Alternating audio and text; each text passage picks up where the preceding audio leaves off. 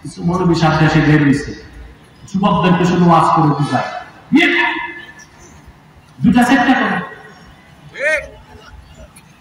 আরেকজন তো করাচি থেকে এসে বলে গেছে, শাদিয়া করো, কামিয়াবি হাসিল করো। দুঃখজনক তো এখন আরেক এরকম ভারসাম্যহীন বক্তব্য দিতে পারে না। আল্লাহ চার দিয়ার এজাজত দিয়েছেন, শর্ত আছে। আল্লাহ বলে দিয়েছেন, ইন খিফতুম আল্লাহ তা'দিলু ফাওয়াহিদা, যদি একাধিক স্ত্রীর মধ্যে ইনসাফ করতে পারবা না, এই ভয় থাকে, তাহলে একটা অনুমতি কথা فانكحوا ما طاب لكم من النساء مثنى وثلاث ورباع, পছন্দের মেয়েদেরকে বিয়ে করো। দুটা পারলে লাগলে তিনটা, পারলে লাগলে চারটা। ওয়াইন খিফতুম আল্লাহ তা'দিলু, আল্লাহ তাদের মধ্যে জাস্টিস ইনসাফ করতে না পারো, তাহলে কয়টা? আমার দৃষ্টিতে সাবকন্টিনেন্টের মানুষ যারা, এদের বডি ফিটনেস ঠিক নাই।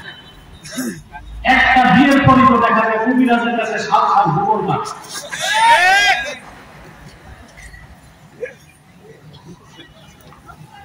তারপর ইকোনমিক্যাল ফিটনেস তাও ইনসাফ করতে পারে না।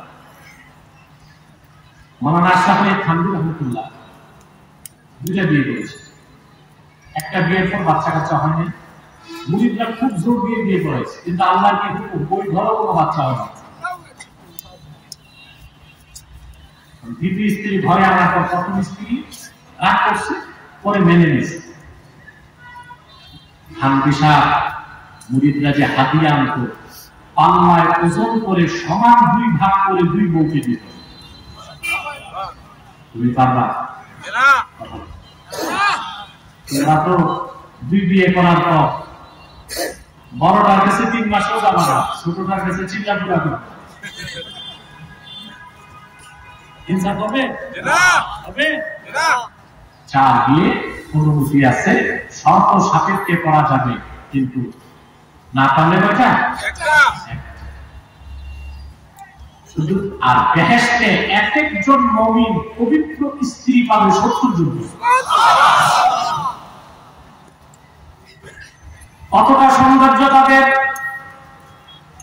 দুনিয়াতে আপনার স্ত্রী যত সুন্দরী হোক, মিস ওয়ার্ল্ড বিশ্ব সুন্দর, কিন্তু বয়স বাড়লে তার চামড়া কুচকে যাবে, দেহের শস্য কমে যাবে, সৌন্দর্যে ভাটা পড়বে, আপনার আকর্ষণ কমে যাবে।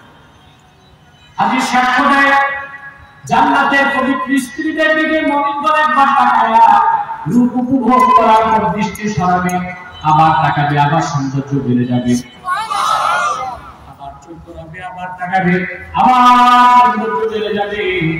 অনন্তকাল বেহেশতের স্ত্রীদের প্রতি কোনদিন বান্দার আকর্ষণ কমবে না।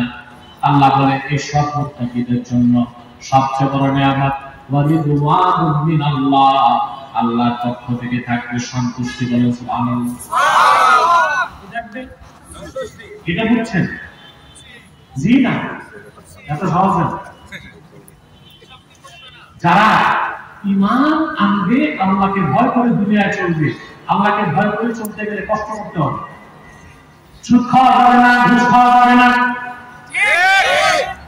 জানাবে বিচার করা যাবে না, খুন খারাপি করা যাবে না, নফসের সাথে লড়াই করে চলতে হবে।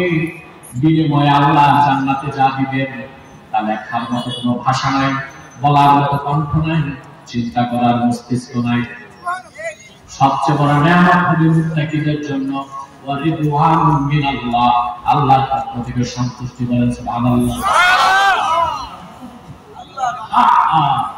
আল্লাহ সন্তুষ্টি, এটা ব্যাখ্যা কি বুখারী শরীফের মধ্যে এসেছে।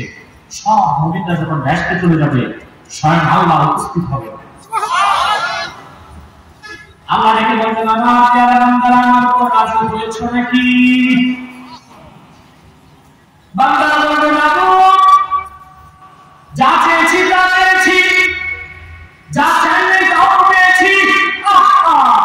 আল্লাহ কত দয়ালু! বুখারী শরীফে আরেকটা রায় আসছে, একদম শেষে যে লোকটা বেহেশতে যাবে। আল্লাহ বলবেন তোমাদের মাফ করছি, চাওয়া আমার কাছে। চাইতে চাইতে চাইতে